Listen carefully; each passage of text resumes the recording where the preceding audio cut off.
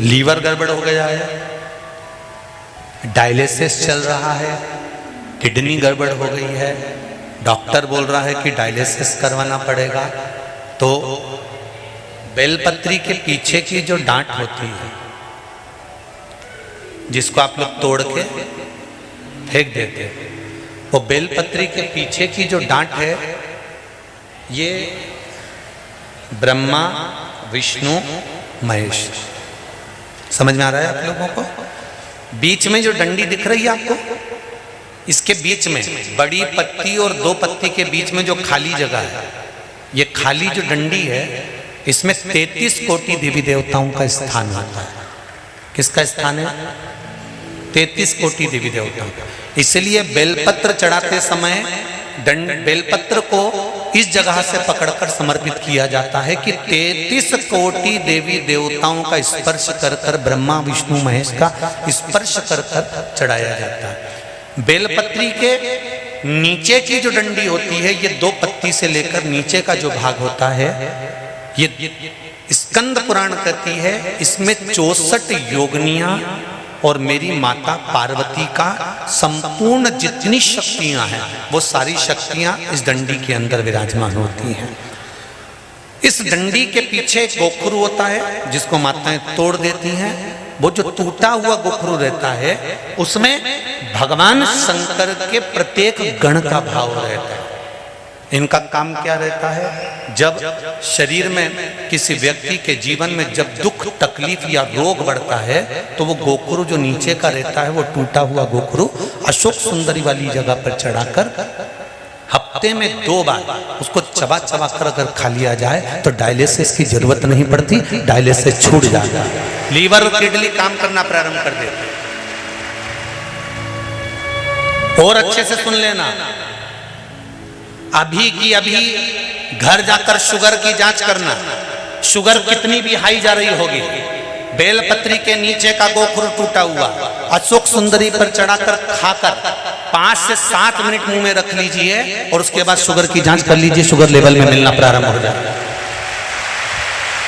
बेलपत्री का जो सुख है वो जीवन का आनंद देना है।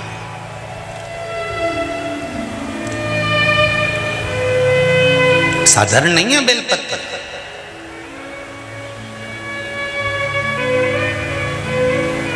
देवराज ब्राह्मण की माता के पुण्य, देवराज नाम के ब्राह्मण की माता का 1 लोटा जल चढ़ाया हुआ कहां काम आया? जब देवराज के शरीर में ताप पड़ा, देवराज बीमार पड़ गया, शंकर जी के मंदिर में चोरी का सामान लेकर बैठ गया। चोरी के सामान को लेकर शिव मंदिर में देवराज बैठ तो गया, चोरी के सामान को लेकर देवराज बैठ गया।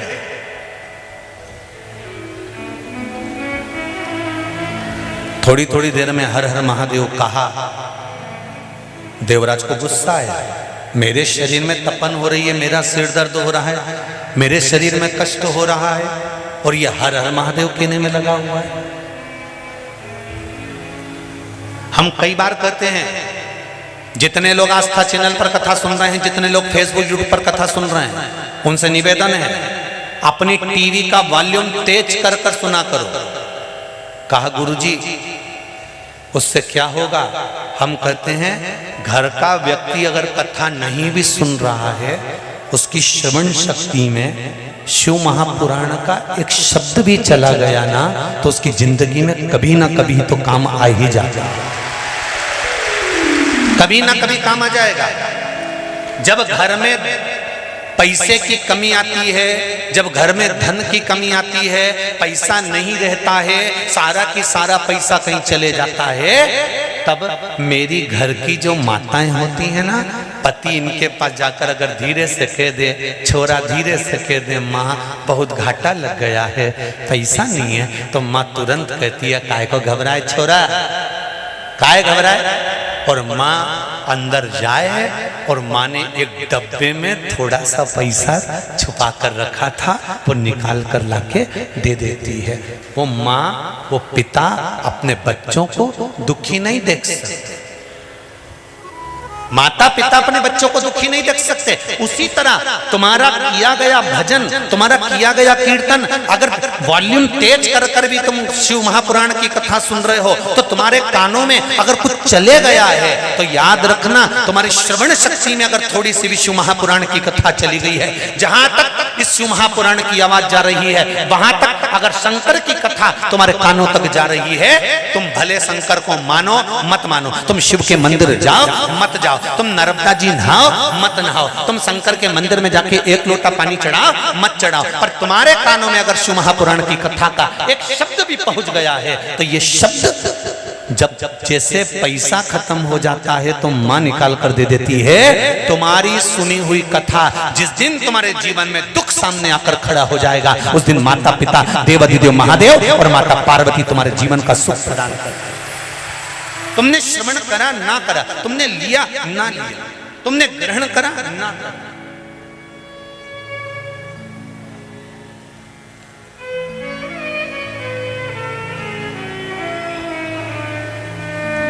कई लोग कहते हैं महाराज जी इतने सारे लोग आते हैं, क्या सभी लोग आपकी कथा सुनते हैं? हमने कहा नहीं, चोटे भी आते हैं, इसमें कौन सी दिक्कत वाली बात है? अब इतने सारे आप लोग बैठे हो, अब आपको भी नहीं मालूम है कितनी चोटी बैठी रहे और कितना चोटा बैठा, किसको मालूम? अरे बोलो तो री जीजिया, सही है कि गलत है? और जितने जीजा बैठे वो भी बोल दो, सही है कि गलत है? किसको मालूम कौन क्या करने आया? आप कथा लेने के लिए आए और वो आपकी चेन लेने के लिए आया, आप कथा लेने के लिए आए वो आपका गले का मंगलसूत्र लेने के लिए आया, किसको मालूम? पर हमने अभी कथा में कहा था, चोरी करने वाला चुरा चुरा के मर जाएगा तो भी चोटा की चोटा ही रहेगा, और जिसके गली की चेन और मंगलसूत्र चले भी गया वो 4 दिन रो भी रहेगी, तो ये पक्का है 15 दिन बाद फिर उसके गले में चेन और मंगलसूत्र आ जाएगा, ये निश्चित है। पर वो चोटा तो, अरे बोलो तो जम के, वो चोटा तो चोटा ही रहेगा, वो जिंदगी भर चोर चोर के ही मरी जाए। इसीलिए निवेदन है, तेरा क्या होगा रे कालिया, संभाल कर्म ठीक हो, मत बुरे कर्म कर बंदे वरना पछताएगा, भगवान की आंखों से तू बच नहीं पाएगा, तू बच नहीं पाएगा। अरे ओ अज्ञानी मत करना, आप अपना कर्म करे जाओ, कभी ना कभी वो फल देने में पीछे नहीं हटेगा। माँ रखे हुए पैसे को निकालकर दुख की घड़ी में दे देती है। हमारी श्रवण करी हुई शिव महापुराण की कथा भले हमने सुनी ना सुनी, पर कानों में गई तो सरी, वो कहीं ना कहीं निकलकर सम्मुख आ ही जाती।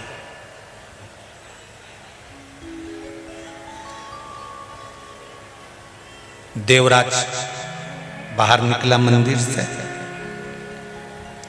प्राण छूट रहे, उसको नहीं मालूम कि बेलपत्री के पेड़ के नीचे मेरे प्राण छूट रहे। सनातन धर्म में, सनातन धर्म के अंदर एक एक व्यक्ति को मालूम होगा कि जब मुर्दे को लेकर जाते हैं, राम नाम सत्य कहते कहते कहते कहते मुर्दे को जब लेकर जाते हैं तो एक जगह मुर्दे को उतारना पड़ता है। बोलो सही है कि गलत है? एक जगह पे मुर्दे को नीचे उतारना पड़ता है, और वहां उतारने के बाद थोड़ी देर बैठ जाते हैं, उसको कहते हैं विश्राम स्थल।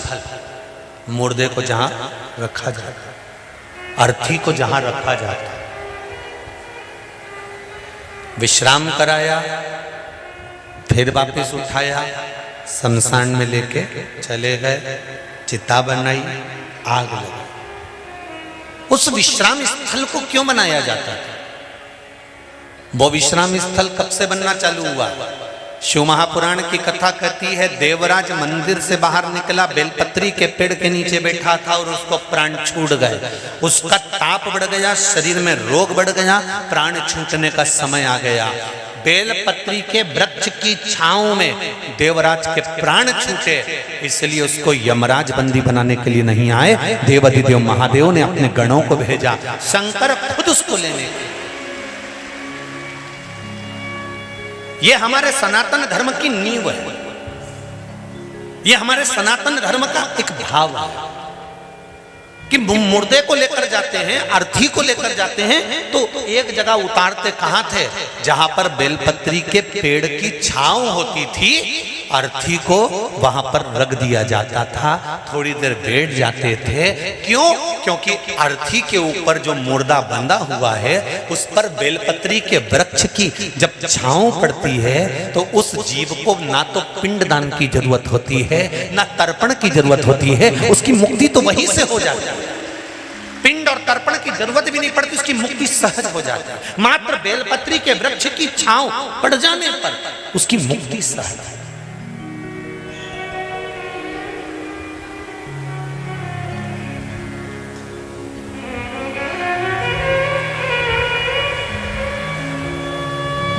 गर्ग संहिता वर्णन करती है, एक कर्मकांडी ब्राह्मण, पूजन कराने वाला ब्राह्मण जजमान से जब बेलपत्र शंकर जी पे चढ़वाता है और बोल कर चढ़वाता है कि एक बेलपत्र शिव को चढ़ाओ, एक और बेलपत्र शंकर भगवान को चढ़ाओ, ब्राह्मण जितनी बार मुंह से बोलता है कि बेलपत्र शिव को चढ़ाओ, जजमान जो शंकर भगवान पर बेलपत्र चढ़ाता है, उस बेलपत्र का आधा अंश तो ब्राह्मण के घर पर पहुंच जाता है शिव की कृपा से। मात्र बोल देने पर कि बेलपत्र चढ़ाइए, बेलपत्र समर्पित करिए, भगवान शंकर को बेलपत्र चढ़ाइए, भगवान शिव को बेलपत्र चढ़ाइए।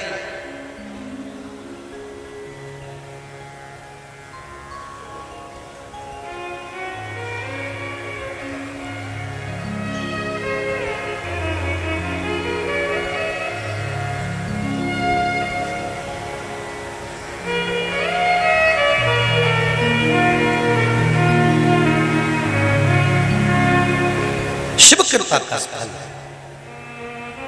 एक काम आप भी करो, अभी सावन का महीना चल रहा है, शंकर जी के मंदिर में बहुत सारी बेलपत्र चढ़ रही होगी।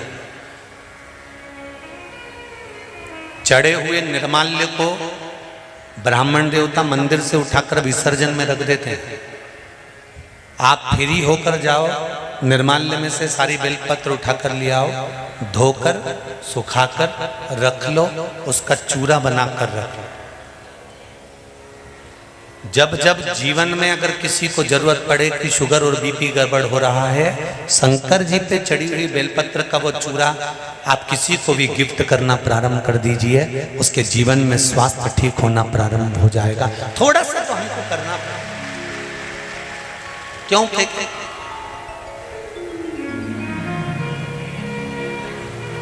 कल हमने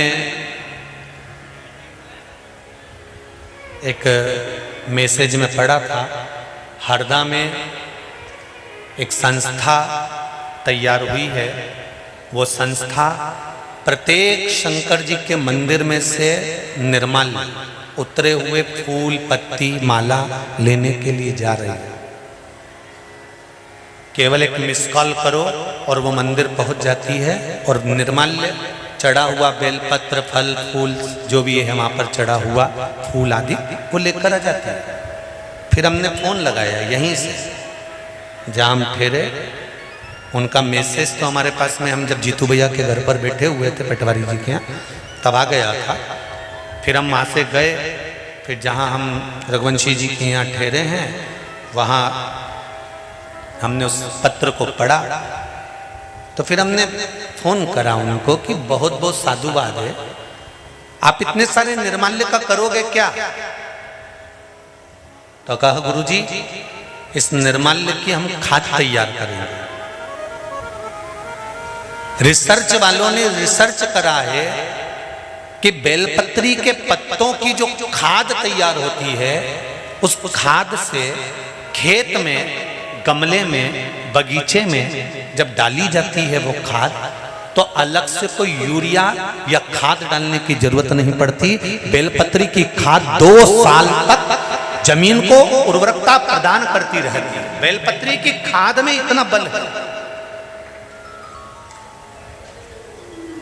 कि 2 साल तक ना तो कोई दवाई डालना पड़ती है, ना कोई खाद डालना पड़ती है, ना कोई यूरिया डालना पड़ता है। खेत में बेलपत्री की पत्ती की जो खाद तैयार करी जाती है वो खाद फल प्रदान कर देती है। 2 साल तक खेत खराब नहीं होता, ना उसमें दवाई की जरूरत पड़ती है, ना कोई कीट। जरा विचार करिए बेलपत्री में कितना बल है।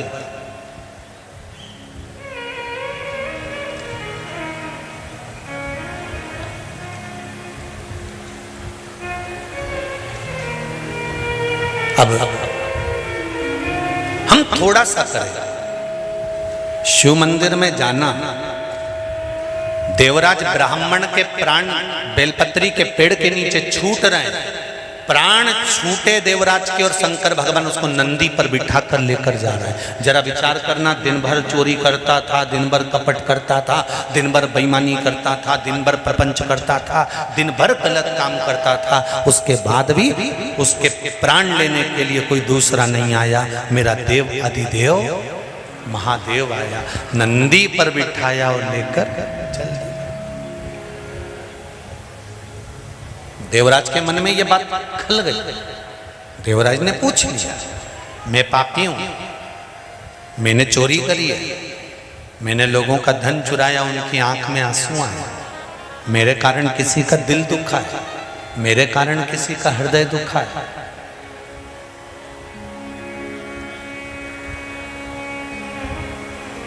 मेरे कारण किसी ना किसी को दुख हुआ है।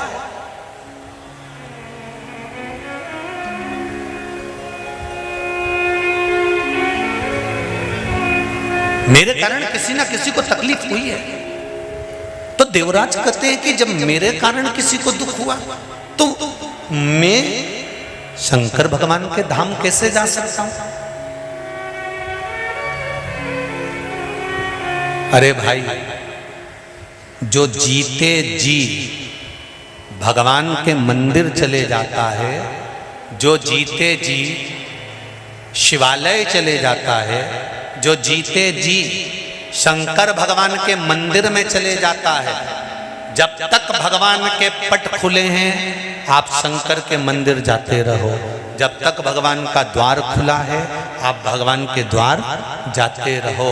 मरने के बाद तो ये शरीर अगर लेकर भी जाएंगे और पंडित जी को मालूम पड़ गया कि सामने से मुर्दा आ रहा है तो तुरंत भगवान को पर्दा लगा दिया जाता है कि मुर्दा निकल कर जा रहा है, जल्दी से पट बंद कर दो। मुर्दा निकल कर जाता है तो मंदिर के द्वार भी बंद कर दिए जाते हैं। मुर्दा निकल कर जाता है तो मंदिर में पर्दा डाल दिया जाता है। मुर्दा निकल कर जा रहा होता है तो भगवान को राजभोग नहीं कराया जाता। मुर्दा निकल कर जा रहा है तो भगवान को आचमन नहीं कराया जाता। जब पंडित जी को मालूम पड़ के जाए कि यहाँ से मुर्दा जा रहा है तो पंडित जी तुरंत पर्दा लगा देते कि मुर्दा निकल जाने दो फिर भगवान को राजभोग कराएंगे, मुर्दा निकल जाने दो फिर भगवान को जल पिलाएंगे, मुर्दा निकल जाने दो भगवान को आचमन करा देंगे, मुर्दा निकल जाने दो फिर भगवान की आराधना कर लेंगे, फिर पट खोल देंगे।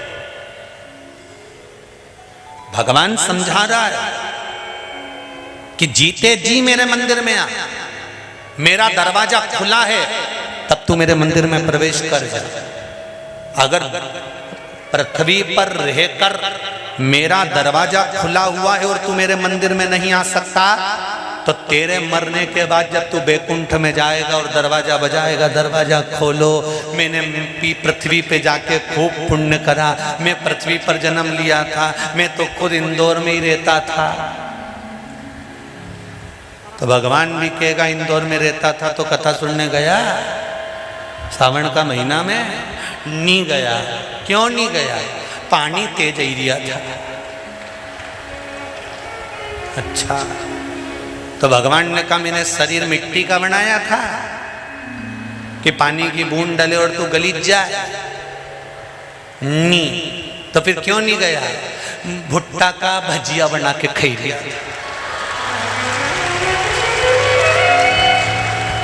भगवान भी बोले ले जाओ इसको नरक में, इसको भुट्टा का भजिया बहुत पसंद है तो इसका ही भजिया बनाओ तेल में तल तल। फिर मिर्ची जैसा भजिया बनाया बेसन में डाल डाल के कड़ाव में तला।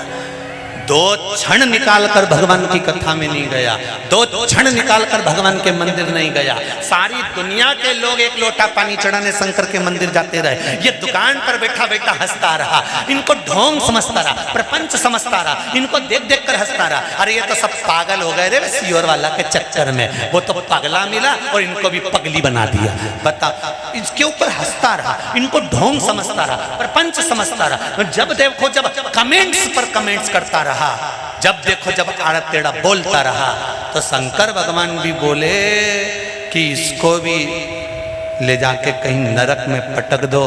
तो नंदी ने जाकर शंकर भगवान से कहा कि वो दुकान पे बैठकर कमेंट्स करता था, दुकान पर बैठकर अपशब्द बोलता था, जो भी जल चढ़ाने जाए उसको आड़ा टेढ़ा बोलता था, उसको नरक पटका जा रहा है। शंकर भगवान तुरंत बैकुंठ में जाते हैं, भगवान विष्णु से कहते हैं इसको नरक क्यों पटक रहे हो? तो कहा दुकान पे बैठकर आड़ी टेढ़ी बात बोलता था, कोई जल चढ़ाने जाए तो उसको गालियां दे, कोई जरा सा पूजन करे तो उसको अपशब्द बोले, तो इसको नरक क्यों पटक रहे हो? इसको नरक मत पटको, क्योंकि जब वो जल चढ़ाने जा रही थी उसके जल के लोटे पर इसकी दृष्टि पड़ गई थी तो इसकी तरफ से भी जल चढ़ गया था। इस पापी का भी उद्धार उसने कर दिया।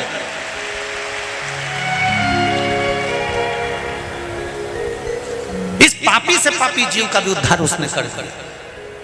फिर कथा पर ध्यान देना, उज्जैन नगर के ऋण मुक्तेश्वर मंदिर के दरवाजे पर लिखा हुआ है, दीवाल पर लिखा हुआ है,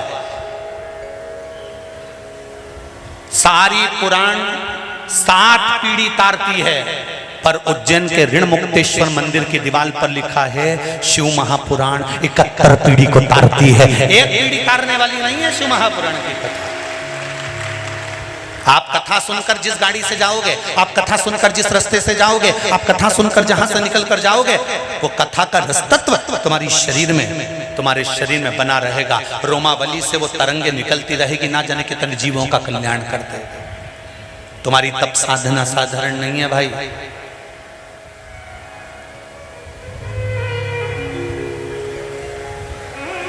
साधारण नहीं है।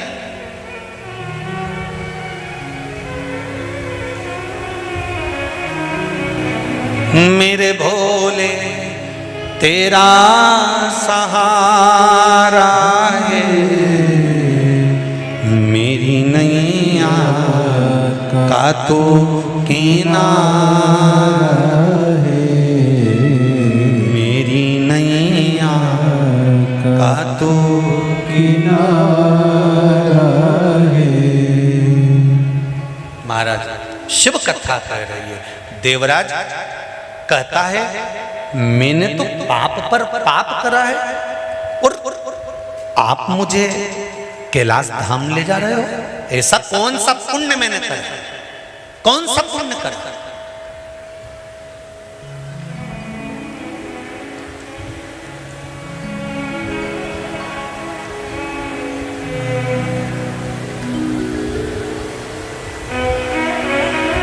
लक्ष्य सेवा संस्था खेड़ापति सरकार समिति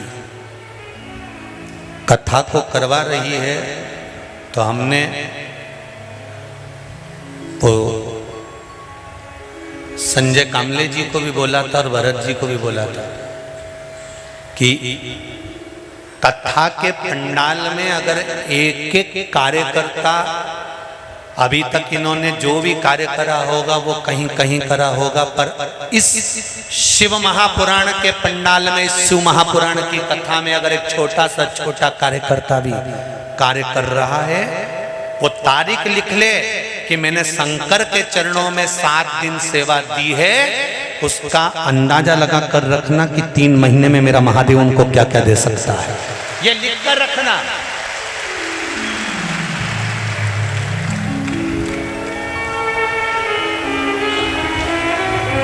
कोई महाराज नहीं होगा जो व्यासपीठ से बोलता होगा कि लिख के रखो तारीख कि तुमने शंकर के मंदिर में कितना दिया, तुमने शंकर के मंदिर में कितना रुपया लगाया, तुमने शिव महापुराण में क्या लगाया, तुमने भगवान के भजन में क्या लगाया, तुमने ब्राह्मण देवता जब अभिषेक करने आया तो उस ब्राह्मण को तुमने क्या दिया? तारीख लिख लेना कि शंकर के पूजन में जो तुमने दक्षिणा दी है, शंकर के पूजन में जो तुमने लगाया है, शंकर के पूजन में जो तुमने एक बेलपत्र चढ़ाया है, शंकर के पूजन में ब्राह्मण जन को तुमने एक अठन्नी भी दी है, तो वो तारीख में लिख के रखना कि तुमने इतनी तारीख को इतना दिया था, और 3 महीने में जोड़कर रखना कि शंकर के पूजन में दिया गया उसका फल मिला कि नहीं मिला,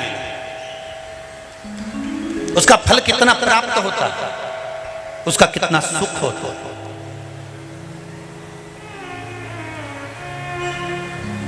पिछली बार सावन की शिवरात्रि पर अभिषेक करवाया था, जिन जिन के यहाँ कराया था वो आज भी जानते हैं कि बाबा ने 1 वर्ष में हमको कहाँ थे और कहाँ लाकर बिठा दिया। ये शिव की कृपा है।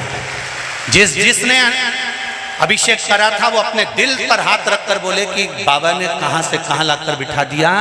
इतना महंगाई का समय आया फिर भी बाबा ने डिगने नहीं दिया, महंगाई अपनी जगह बढ़ती रही और व्यापार बाबा अपने आप बढ़ाता चले गया, उसने कमी नहीं आने दी।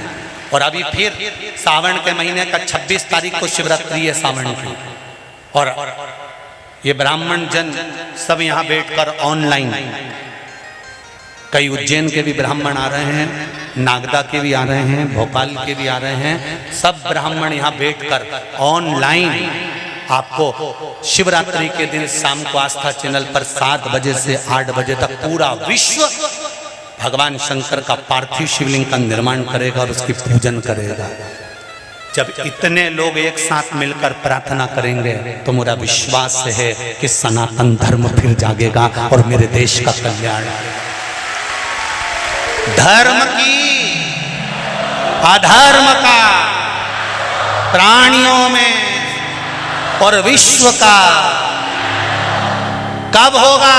जब आप शंकर की आराधना करोगे, क्योंकि ब्रह्मा ब्रह्मलोक में रहते हैं, भगवान विष्णु वैकुंठ लोक में रहते हैं, पर मेरा देव अधिदेव महादेव, मेरा कंकर और शंकर इसी पृथ्वी पर रहता है। भगवान विष्णु भी जब उलझते हैं तो शिव के पास आकर कहते हैं, भगवान नारायण की तो शादी नहीं हो रही थी दादा, भगवान विष्णु का विवाह नहीं हो रहा था। क्यों नहीं हो रहा था? क्योंकि इनको श्राप लगा था, इनको श्राप लगा था भगवान विष्णु को। क्या श्राप लगा था? कि नारायण दधीची ऋषि की धर्म पत्नी सुवार्च ने श्राप दिया था, भगवान विष्णु मैं गर्भ से हूं और मेरे पति को तुमने मार दिया, मैं तुम्हें श्राप देती हूं कि तुम्हारे घर में कभी वंश नहीं बढ़ेगा, संतान नहीं होगी। तो कोई कन्या भगवान विष्णु से विवाह कैसे करे? क्योंकि संतान ही नहीं होगी, वंश ही नहीं बढ़ेगा। क्या करा जाए? विष्णु पुराण में लिखा है, क्या करा जाए?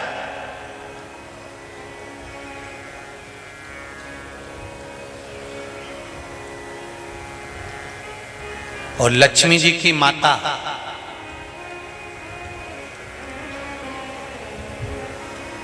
लक्ष्मी जी को भगवान शंकर से ब्याहना चाहती थी, पर लक्ष्मी जी शंकर भगवान से विनती कर दी कि मैं भगवान नारायण को स्नेह करती हूँ। शिव जी ने माता लक्ष्मी की मां ख्याति देवी को कहा, लक्ष्मी जी की माता का नाम क्या था? ख्याति देवी। क्या नाम है? जम के बोलो जरा। ख्याति देवी।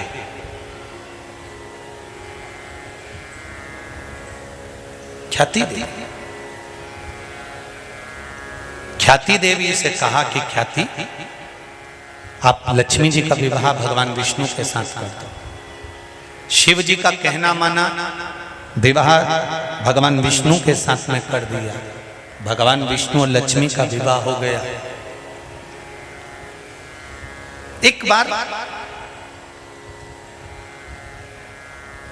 भगवान विष्णु ने लक्ष्मी को शब्द कह दिया कि तुम पूर्ण लक्ष्मी नहीं, लक्ष्मी तो अपूर्ण है। लक्ष्मी कहती है मैं और अपूर्ण, हाँ तो पूर्ण नहीं है। लक्ष्मी जी की आंख में जल भर गया तो लक्ष्मी सरस्वती जी के पास में गई। सरस्वती जी से कहा, सरस्वती पूछ रही लक्ष्मी तू रोती क्यों है? मेरे पति ने आज मुझको अपूर्ण कहा। मैं अपूर्ण हूं। सरस्वती जी कहती हैं इतनी सी बात के लिए रो रही है कि तू अपूर्ण है, चल मेरे साथ। सरस्वती जी लक्ष्मी जी को पार्वती के पास ले गई। पार्वती जी ने पूछा लक्ष्मी क्यों रो रही हो? कहा मेरे पति ने मुझे अपूर्ण कहा। इतनी सी बात के लिए रो रही हो? ले मैं तुझको पूर्ण कर देती हूं। पार्वती जी की गोद में गणेश जी बैठे हुए थे। पार्वती जी ने गणेश जी को उठाया और तुरंत लक्ष्मी जी की गोद में रख दिया। नारी जब तक अपूर्ण है, जब तक उसकी गोद में लाल नहीं है, आज से पार्वती जी कहती हैं मेरा गणेश तेरी गोद में चले गया तो पूर्ण हो। ले सनातन हिंदू धर्म के अंतर्गत, सनातन धर्म के अंतर्गत दीपावली पर लक्ष्मी और नारायण की पूजन नहीं होती। दीपावली पर सरस्वती, गणेश और लक्ष्मी की पूजन होती है।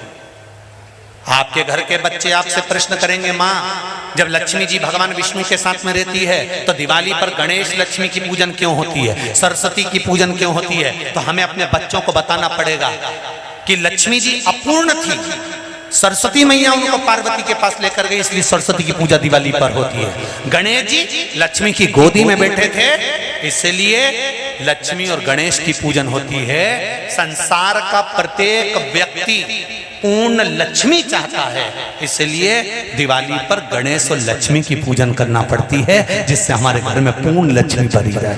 अपूर्ण लक्ष्मी नहीं, पूर्ण लक्ष्मी, लक्ष्मी की पूर्णता।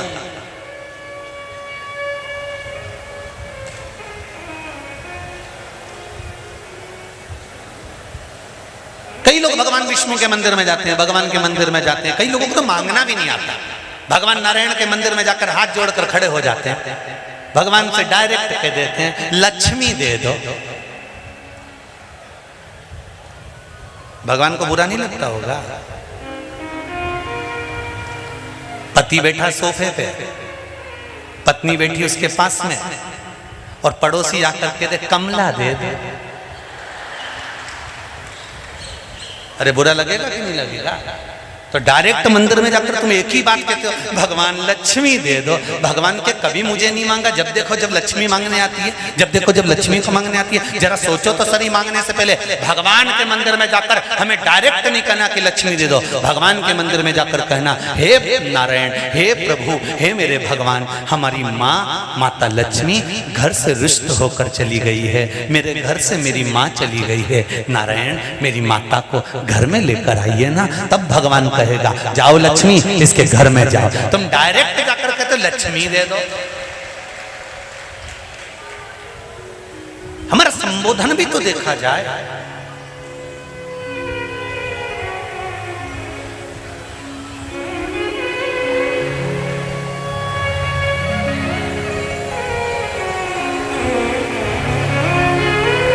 बखान क्या करूं मैं राखों के ढेर का, चपटी भभूत में खजाना कुबेर का। हे गंगाधार मोती द्वार ओमकार तू, भोले ओमकार तू। आयो शरण तिहारी शंभु तार तार तू।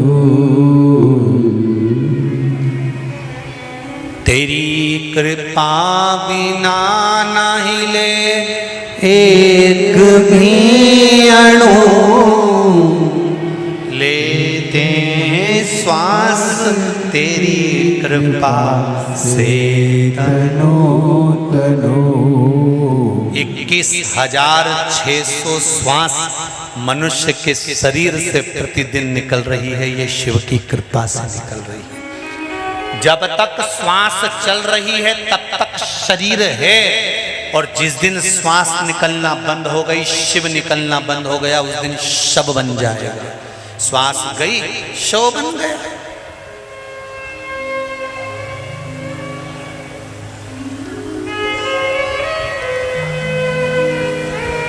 ये शिव की कृपा से।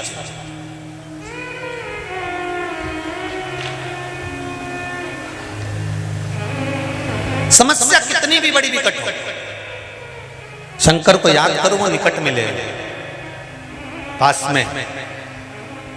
पड़ोसन को कितनी भी चाय पिला लो, पड़ोसन के कितने भी धोख लगा लो, पड़ोसन के कितने भी पानी पतासा खिला लो, चाहे छम्मक लड्डू खिला लो, पड़ोसन अपनी तिजोरी का माल तुमको कभी नहीं देगी। बोलो देगी? नहीं। इंदौर की पड़ोसन देती हो तो हम भी यहीं आ जाए, हमें कई दिक्कत वाली बात नहीं है। बोलो तो री जी हो, सही है कि गलत है? पड़ोसन कभी तुमको अलमारी का माल देगी, पड़ोसन कभी अपनी जायदाद देगी? नहीं। तुम कितना तुम देखो भले ये इंदौर नगर के बड़ी बड़ी बिल्डिंगों में जाके तो देखो, फ्लैटों में इनके छोरा पूना में, इनकी छोरी बेंगलोर में, और डोकरा डोकरी इंदौर में। देखो तो कई इंदौर के फ्लैटों में जरा जा जाके देखो, बेचारा डोकरा डोकरी दे रहा है, पड़ोसी का बच्चा को आवाज लगा देते दूध की थैली ला दे, पड़ोसी का छोरा बेचारा इतना जोरदार थैली भी ला जाए, बीमार हुए तो पड़ोसी इनको हॉस्पिटल ले जाए, और इनकी औलाद में चाउमीन खा रही।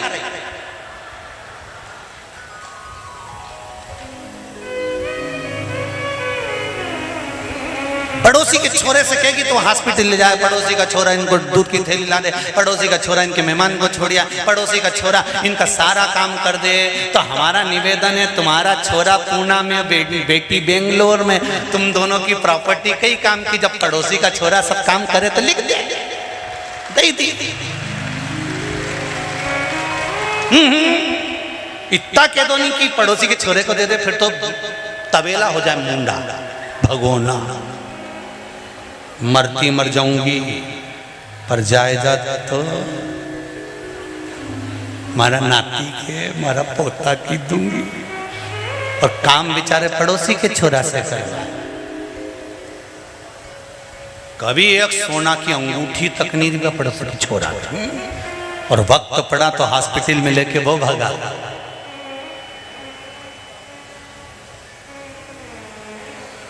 वक्त पड़ा तो हॉस्पिटल लेकर वो भागा, वक्त पड़ा तो दौड़ दौड़ कर काम उसने किया।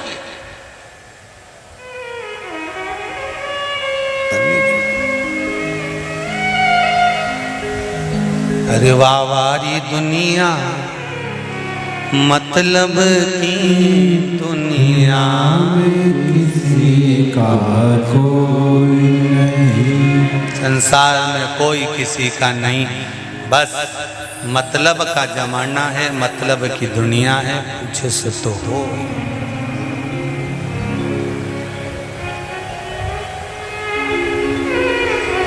पर मेरा महादेव भाग्य पलट कर दे देता, भाग्य।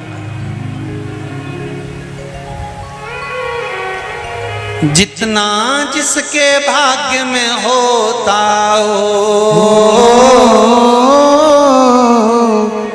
जितना जिसके भाग्य में होता उतना ही फल पाता है। मेरे भोले के दरबार में सबका पाता है, शिव भोले के दरबार में सबका खाता है। जितना जिसके भाग्य में होता हो,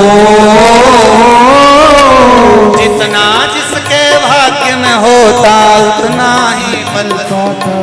मेरे भोले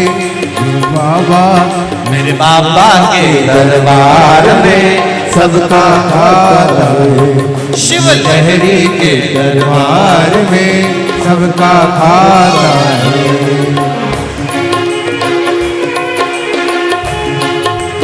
भोले हर हर भोले।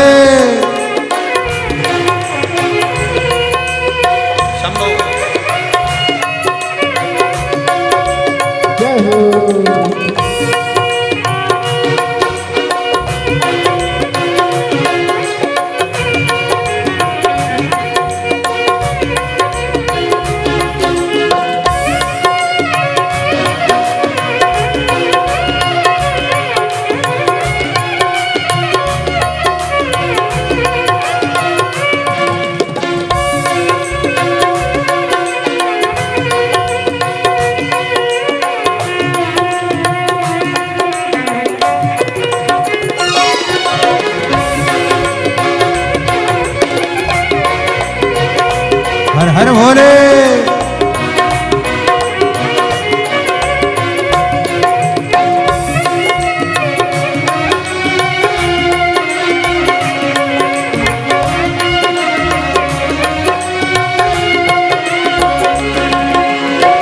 चाहे अमीर हो चाहे गरीब हो उनको एक समान हो सब हो एक समान, सब हो एक समान।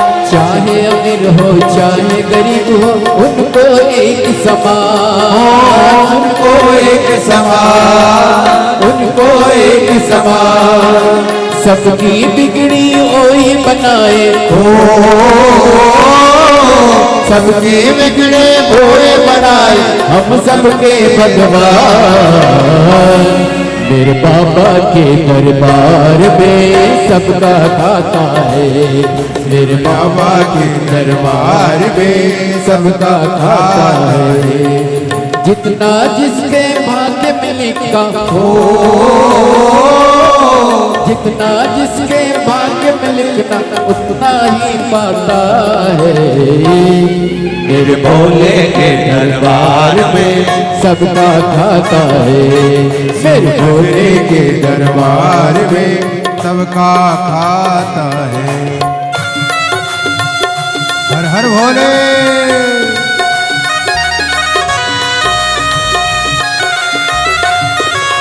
जय हो।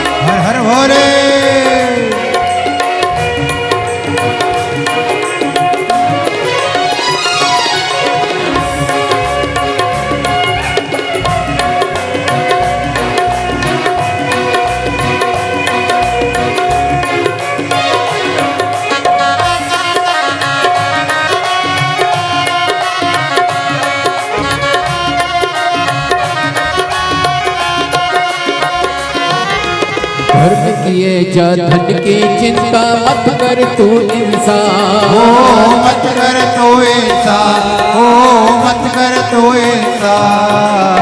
धर्म किए जा धन की चिंता मत कर तू इंसान, ओ मत कर तो इंसान, मत कर तो इंसान।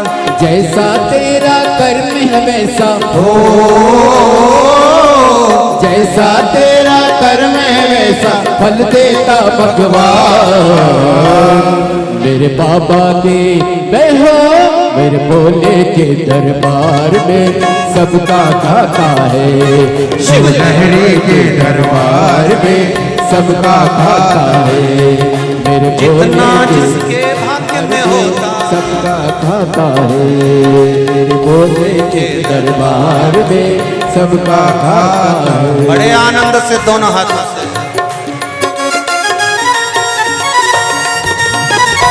हर हर भोले।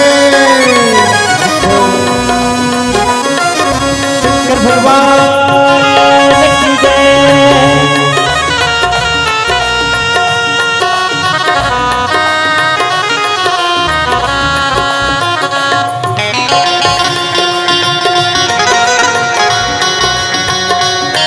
जय हो।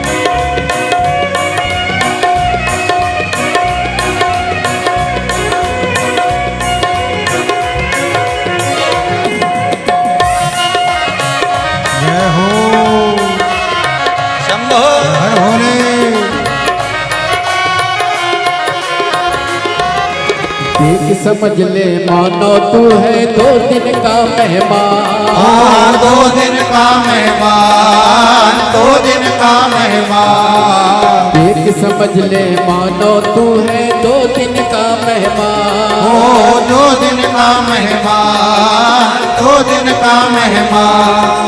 कितने आकर चले गए हैं कितने कितने आकर चले गए, कोई जाने को तैयार।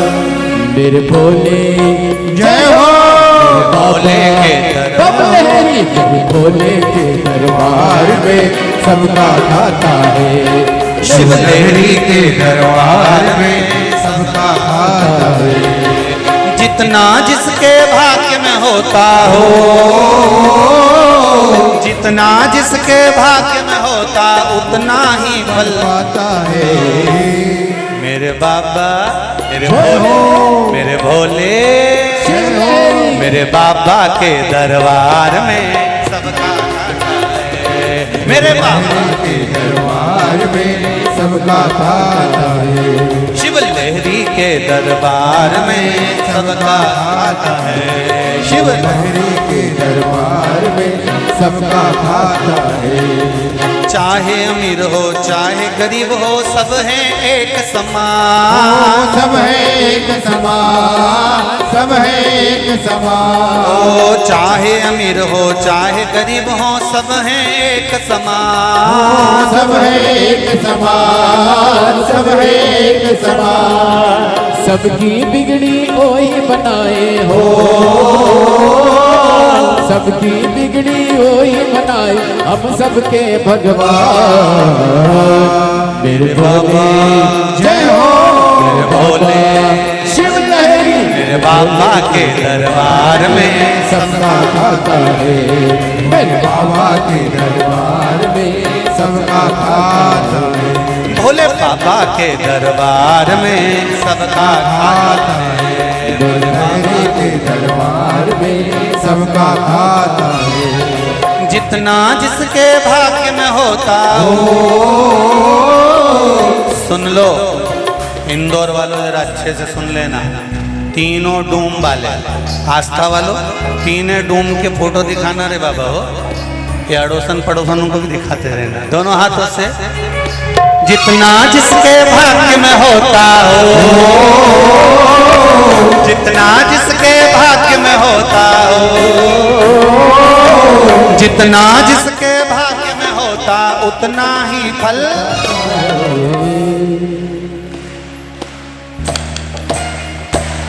मेरे बाबा के दरबार में सबका खाता है। मेरे बाबा के दरबार में सबका खाता है। शिवलहरी के दरबार में सबका खाता है। शिवलहरी के दरबार में सबका खाता है। मेरे भोले के दरबार में सबका खाता है। भोले के दरबार में सबका खाता है। महाकाल बाबा के दरबार में सबका खाता है। बाबा के दरबार में सबका खाता है। महाकाल के दरबार में सबका खाता है। बाबा के दरबार में सबका खाता है। हर हर महादेव। मेरे बाबा के दरबार में सबका कथा के बीच में भजन काई के लिए आता है। जब जिसको जगह नहीं मिले वो नाचते नाचते अंदर घुस जा। बोलो हर हर।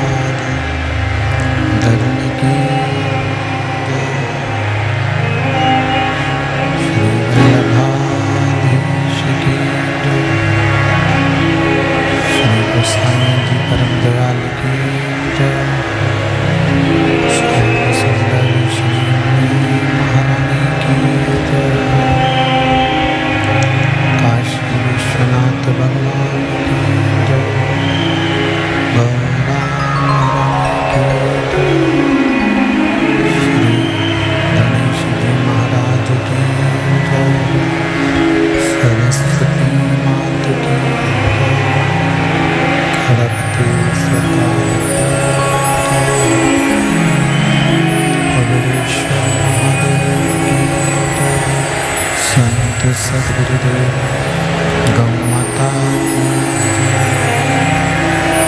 चिंता सफानतारो यत्पदां स्मरं तनीतचार्यं नमामि यदनुतो जन्तुवा सर्वदुःखातिगो भवेत्तमं सर्वदा वन्दे श्रीमद्वल्लभनन्दनम् अज्ञानतिमिरागास्य ज्ञानजयशलाकया चक्षुरुन्मीलितेन तस्मै श्रीगुरवे नमः नमामि हृदये नीलाचलदेशनं लक्ष्मीसहस्राङ्गी सविमानं कलानिधिं चतुर्विश्वचतुर्विश्वचतुर्विश्वतविस्तवा षड्विजायते पंचदा हृदय मम बोल विश्वनाथ भगवान की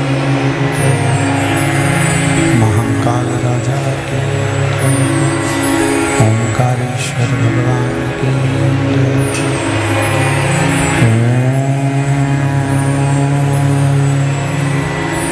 नमः शिवाय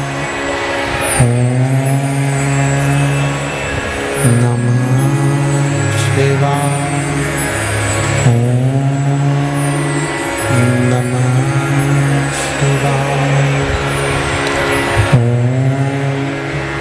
नमः शिवाय नमः शिवाय शिवाय ओम नमः शिवाय नमः शिवाय नमः शिवाय नमः शिवाय ओम नमः शिवाय नमः शिवाय नमः शिवाय ओम नमः शिवाय ओम नमः शिवाय नमः शिवाय नमः शिवाय नमः शिवाय नमः शिवाय नमः शिवाय ओम नमः शिवाय ओम नमः शिवाय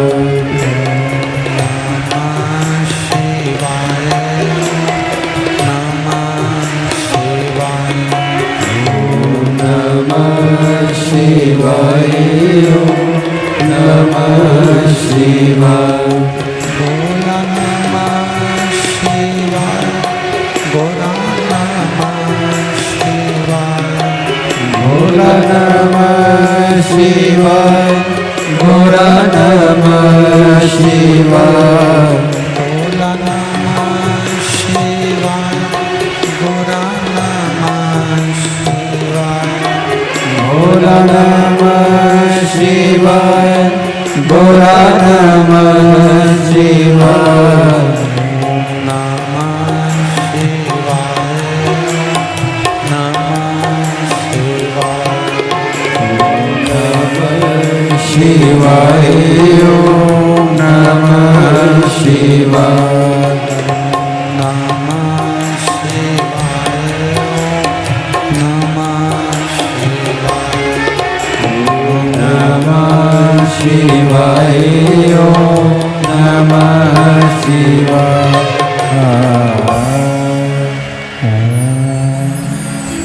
नमः शिवाय नमः शिवाय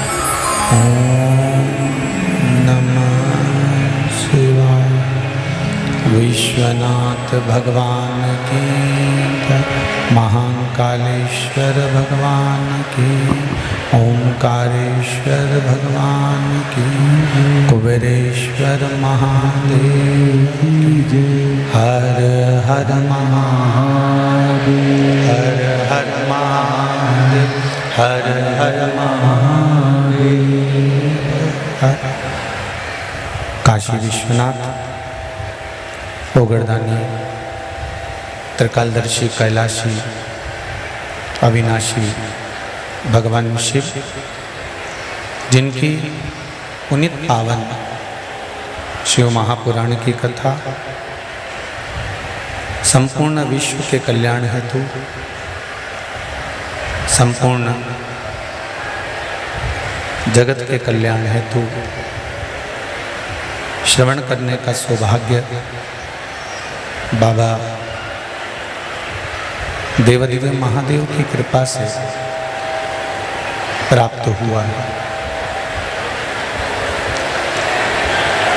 बड़े भाग्यशाली हैं महा अहिल्या की नगरी के निवासी, जो श्रावण के महीने में देवादिदेव महादेव की पावन कथा श्रवण करने का सौभाग्य प्राप्त हुआ है। बहुत दूर दूर से आप सभी लोग कथा को श्रवण करने के लिए आए हैं और अगर 2 बजे कथा प्रारंभ हो रही है तो सुबह 8-9 बजे से आप लोग जगह संभाल कर बैठे होंगे, ये निश्चित है।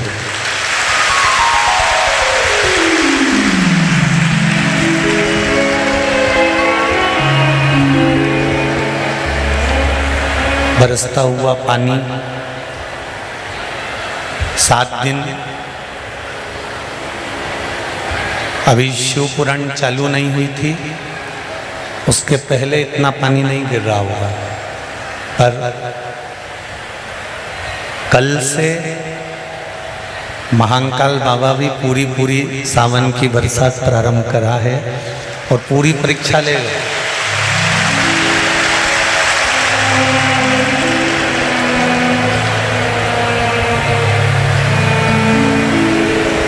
आपकी अविरल भक्ति है, आपका विश्वास है, जो देवादिदेव महादेव की इस पावन कथा को श्रवण करने के लिए पधारे। मैं तो महाकाल बाबा से यही प्रार्थना करता हूँ कि 7 दिन आप जो आस और विश्वास लेकर इस शिव महापुराण की कथा में पहुंच रहे हो, बाबा देवादिदेव महादेव 3 महीने के अंदर आपकी वो मन की कामना पूर्ण करे और आपका भंडार।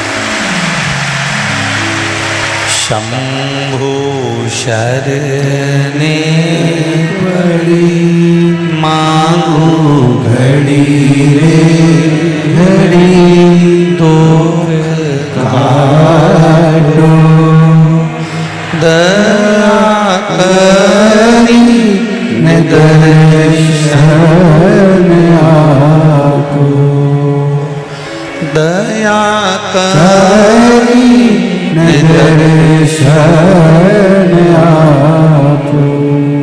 बाबा देवादिदेव महादेव जो संपूर्ण विश्व का कल्याण करने वाले, ऐसे देवादिदेव महादेव की पावन कथा इंदौर के इस पावन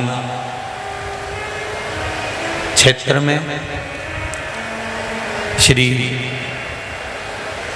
लक्ष्य संस्था द्वारा श्री खेड़ापत्ती सरकार द्वारा और भरत जी पटवारी, जीतू जी पटवारी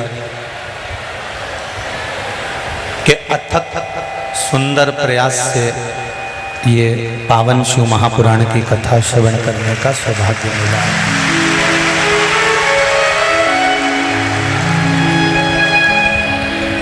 लक्ष्य संस्था और खेड़ापत्ती सरकार की कुछ कृपा आप और हम पर हुई है, जो अपन शिव पुराण की कथा को सावन महीने में श्रवण कर रहे हैं।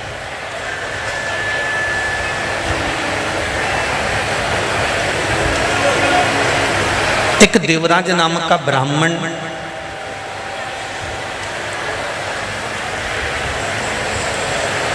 जिसने जिंदगी भर कोई अच्छा कार्य नहीं करा, पर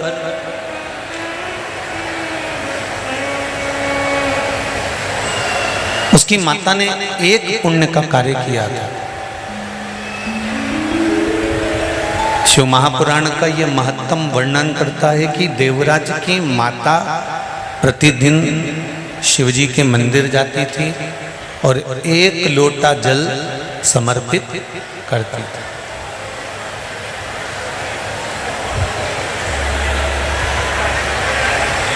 अब एक बात का स्मरण आपको रहे, जब पांडवों ने यज्ञ करा, उस यज्ञ में एक घंटा लगाया गया।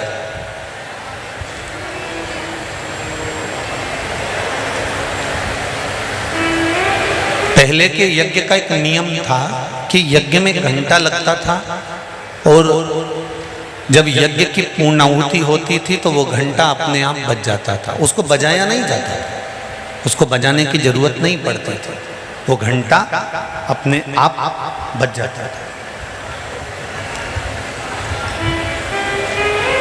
पर पांडवों के उस यज्ञ में वो घंटा नहीं बजा। जब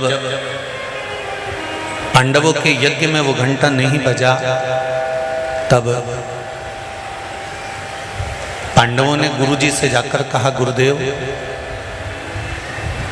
आखिर कारण क्या है जो ये घंटा नहीं बजा है? हमने क्या यज्ञ ठीक नहीं करा? हमने क्या अनुष्ठान ठीक नहीं करा?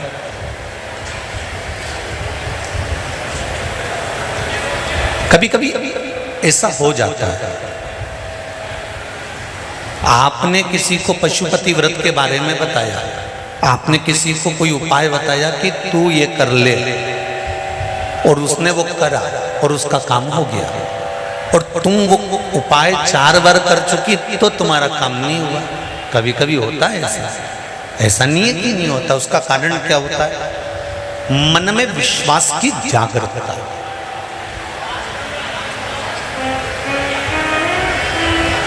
मन में विश्वास की प्रबलता।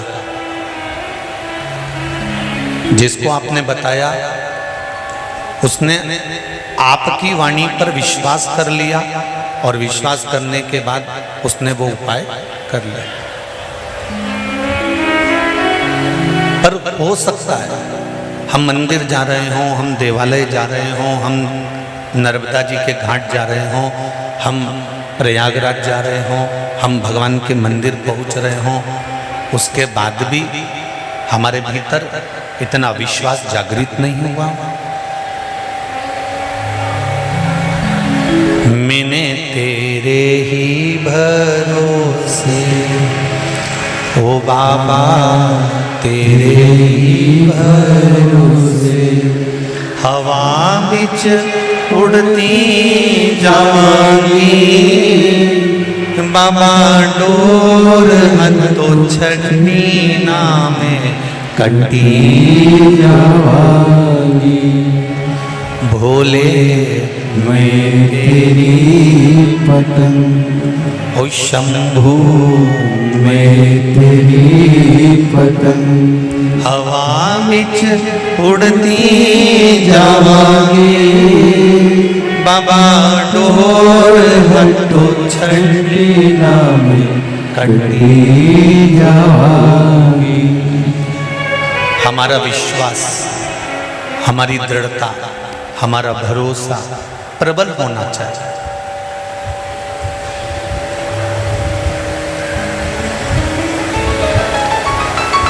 शिव महापुराण में आप भीड़ बढ़ाने के लिए कभी मत जाना, और हम तो आपके भी हाथ जोड़े, जरूरी नहीं है कि तुम भीड़ बढ़ाओ।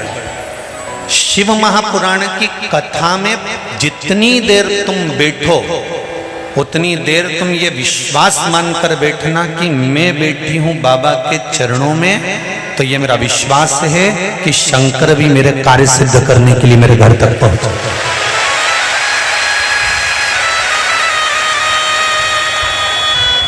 दिखावा करने की जरूरत नहीं है बाबा देवाधिदेव महादेव की कथा में। बहुत सरल भाषा में आओ। वैसे भी बारिश चल रही है, अच्छी अच्छी साड़ियां सब घर में रहने दो, जो पानी में बेकार हो भी जाए नहीं, बस ऐसी ही पहन के आ जाना, ठीक है? क्यों? शंकर भगवान कहते हैं मेरे पास में दिखावे की जरूरत नहीं है। अगर तुझे आना है तो विश्वास लेकर आना। और जैसी है ना, ये भगवान कहते हैं ना, सावन के महीने में इतनी जल वृष्टि क्यों होती है? आषाढ़ में नहीं हो, भादों में नहीं हो, कुंवार में नहीं हो, कार्तिक में नहीं हो, और सावन में इतना पानी क्यों गिरता है? शंकर भगवान कहते हैं कि सावन में पानी इसलिए, और तुम देखना सावन में शादी ब्याह भी नहीं होते हैं क्या? क्योंकि दुल्हन ब्यूटी पार्लर से आए और पानी गिर जाए तो जैसी थी वैसी की वैसी हो जाए। तो शादी ब्याह भी सावन में। भगवान शंकर कहते हैं कि सावन में मैं इतना पानी इसलिए गिराता हूं कि तेरे भीतर जो विश्वास है, तेरे भीतर जो भक्ति है, वो सम्मुख है। तू जैसा है वैसा ही है, उसमें कुछ बदलने की जरूरत नहीं।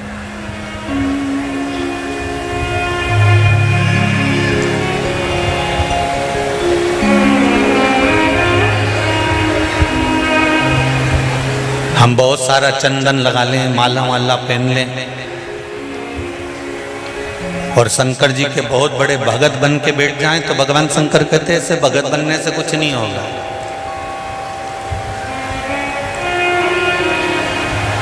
शंकर भगवान की कथा कहती है,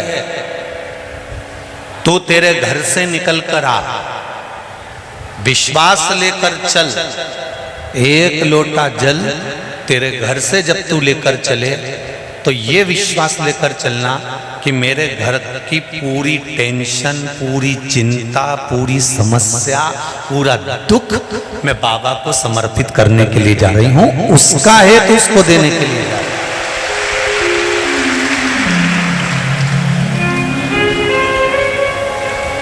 और कितनी भी अच्छी पड़ोसन होना, मंदिर में अपना दुख उस पड़ोसन को कभी मत सुनाना। कितना बड़ा भी करोड़पति तुम्हारे साथ मंदिर में बैठा हो और तुम्हारे पास में पर्स में अगर पैसा नहीं है, तुम्हारे पास में कोई रुपया नहीं है, तो तुम अपनी पड़ोसन से मांगकर 1 रुपया भी मंदिर में मत चढ़ा।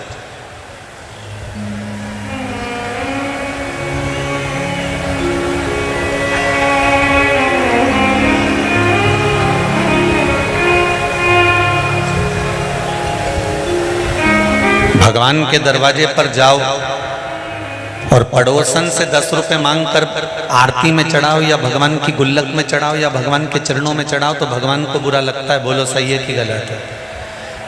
सास तुम्हारे साथ है और तुम पड़ोसन से कह रहे हो काकी जी अचार कैसे डालते हैं, तो सास को बुरा नहीं लगेगा कि मैं घर में बैठी हूं तो मुझसे तो पूछ कि अचार कैसे डालते हैं? मेरे हाथ का अचार तो पूरे मोहल्ले के लोग खाते हैं और तू पड़ोसन से पूछ रही, तो ये सास का अपमान है। भगवान के मंदिर में बैठकर अगर पड़ोसन से मांग कर हम भगवान को 1 रुपए भी देते हैं तो इसमें भगवान का अपमान होता है। हमें क्या करना चाहिए? पड़ोसन से मांगने की जगह भोलेनाथ जी से कहना चाहिए कि तू मेरी झोली इतनी भरना कि मैं दोनों हाथों से तेरे मंदिर में देकर चल, मुझे मांगने की जरूरत नहीं पड़े, मुझे किसी के आगे झोली फैलाने की जरूरत नहीं पड़े। तेरा ही दिया मैंने खाया पिया, तेरा शुक्रिया, तेरा शुक्रिया है, मुझे मेरे बाबा ने बहुत दे दिया है, तेरा शुक्रिया है। तेरा शुक्रिया है। जब खेड़ापति सरकार समिति और लक्ष्य संस्था दोनों सीहोर आई कथा लेने के लिए, तो हमने पूछा कथा कौन करवा रहा है, तो कहा खेड़ापति सरकार और लक्ष्य संस्था करा रही है। हमने कहा जब खेड़ापति सरकार और लक्ष्य संस्था करा रही है तो ये निश्चित है कि खेड़ापति सरकार ही कथा कराने वाले हैं और लक्ष्य संस्था ही कथा कराने वाले हैं। कल जब हम आए इंदौर में तो जीतू पटवारी जी के पिताजी श्री रमेश चंद्र जी पटवारी जी के घर पहुंचे। हम जीतू पटवारी जी का घर नहीं बोलेंगे, हम श्री रमेश चंद्र जी पटवारी जी का घर बोलेंगे कि माँ बाप जब तक बैठे हैं सब कुछ उनका है। तो हम पहुंचे तो हमने कहा कि बड़ी कृपा हुई है जो बाबा ने कथा कराई है। तो श्री रमेश जी कहते हैं पटवारी साहब कि गुरुजी ये तो महाकाल राजा की और खेड़पति सरकार की करुणा 70 वर्षीय है जो इस क्षेत्र में कथा का आयोजन हो रहा है। ये कथा किसी एक की नहीं है, ये कथा किसी एक व्यक्ति की नहीं है, ये कथा आप सबकी है और आपके विश्वास की है। इसलिए श्रावण के महीने में शंकर भगवान खुद इस शिव महापुराण को लेकर यहाँ पधारे, किसी एक के बस का नहीं है।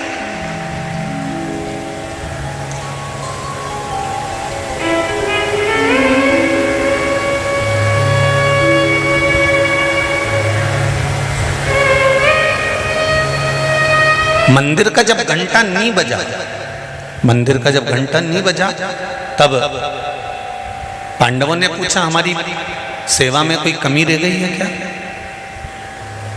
हमारी सेवा में कोई कमी है।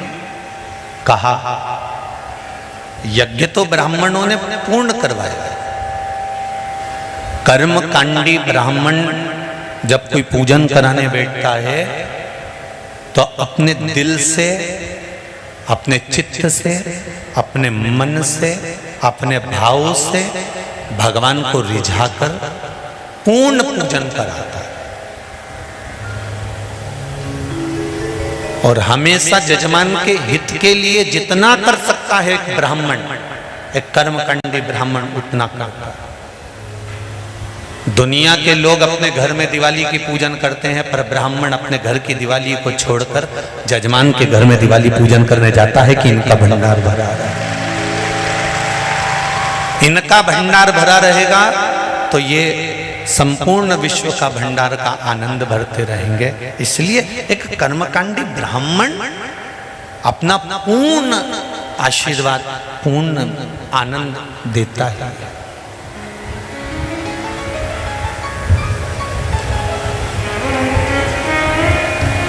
महाराज